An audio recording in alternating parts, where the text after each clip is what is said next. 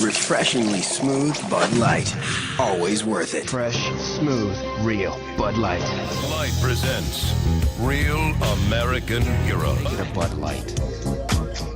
In the world of brewing and beer, only a few names resonate as strongly as Bud Light.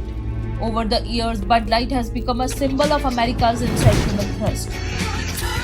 With its supreme, crisp, clean taste and mass market appeal, Bud Light reigned as an icon, a fixture at barbecues, ball games and bars. With its iconic blue label, famous Bud Light script and the grand stages of Super Bowl commercials, Bud Light became a symbol of the American spirit. From its humble beginnings in the heart of St. Louis, Missouri, to becoming an undisputed king of light beers, and then facing the moments of a quiet descent, this is the story of Bud Light. The story of Bud Light starts with Eberhard Anheuser, a German native who migrated to America in 1842. He started as a soap manufacturer in Cincinnati, Ohio. Then in 1845 he moved to St. Louis, Missouri and became a creditor of the Bavarian Brewery Company. In 1860, when the company faced financial difficulties, Eberhard bought other creditors and took charge of the company. He changed the name of the company to Eberhard Anheuser and Company.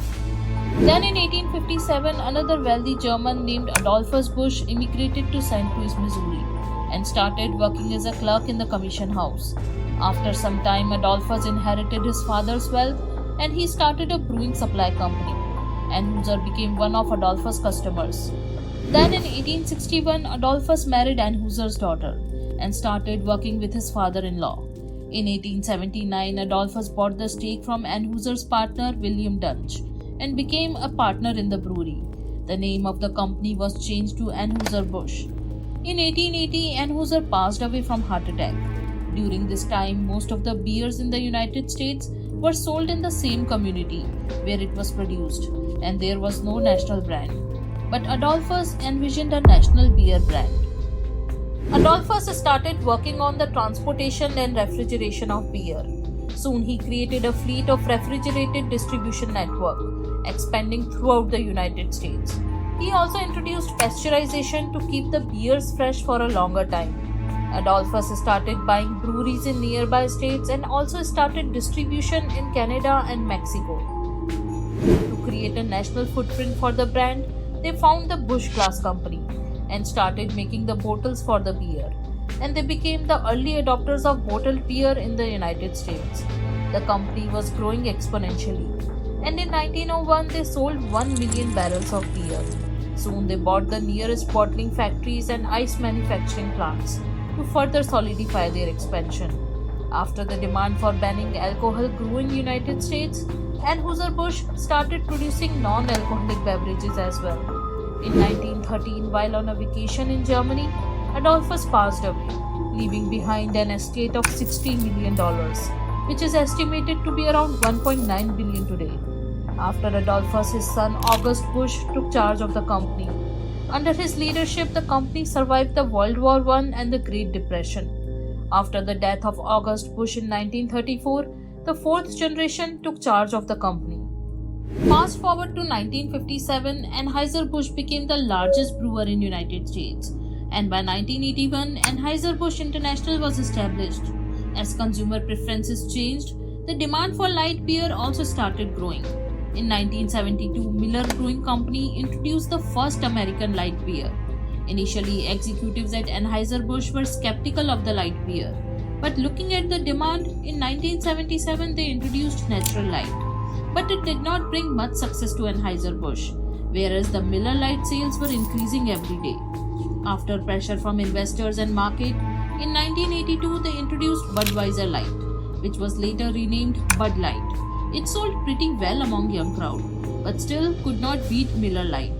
Then a 30-second Super Bowl commercial in 1987 featuring a bull Spurts McKinsey and a bunch of bikini girls changed the fate of Bud Light forever. And within a year, Bud Light sales increased by 21%. By 1994, Bud Light surpassed Miller Lite and became America's best-selling light beer. The brand's unique blend with a crisp, smooth taste set it apart from competitors and laid the foundation for its emerging success. But the division in the Busch family for decades played a part in the takeover of company. And in July 2008, Anheuser-Busch was purchased by InBev, a Belgian brewing company. The deal was worth $52 billion and InBev became the number one brewing company in the world. With this deal, the Busch family also acquired generational wealth and became the 16th richest family in America, with a net worth of $18 billion. In April 2023, Bud Light sales declined by 2 digits after a controversy when a transgender influencer, Dylan Mulvaney, posted a video on her Instagram account, having 1.8 million followers. She was promoting a Bud Light contest. In her promotional post of less than a minute, she talked about $15,000 giveaway that Bud Light sponsored during March Madness. She also mentioned that Bud Light sent her a can with her face on it to celebrate a full year of her Days of Girlhood series. The video soon caught the attention of users online. Some of the most prominent voices have attacked the transgender community, including American artist Kid Rock, who released a video punching back at Bud Light by calling for a boycott and used an MP5 submachine gun to shoot at the stacks of their beer. A few Republicans accused them of pushing a pro-LGBTQ agenda, while some supporters of Dylan were angry that the brand did not do much to support her. Amid the controversy, InBev's stock price dropped by a whopping 20% in May, wiping out roughly $27 billion in the market capitalization. Elisa Hannerscheid, Vice President of Marketing for Bud Light, told the Make Yourself at Home podcast in March, "I had a really clear job to do when I took over Bud Light, and it was, this brand is in decline. It's been in decline for a really long time. And if we do not attract young drinkers to come and drink this brand, there will be no future for Bud Light." After this controversy, Anheuser-Busch announced that 2 of its executives took a leave of absence, including Elisa. They also said that the company would focus its marketing campaigns on sports and music. Although it's surprising, but one marketing campaign can destroy the name of one 80-year-old company. Bud Light fell from its spot as the top-selling beer brand in the US for the first time in more than 2 decades. Agitation over beer is nothing new, but after this controversy, it is likely that at least a group of Bud Light consumers won't come back soon.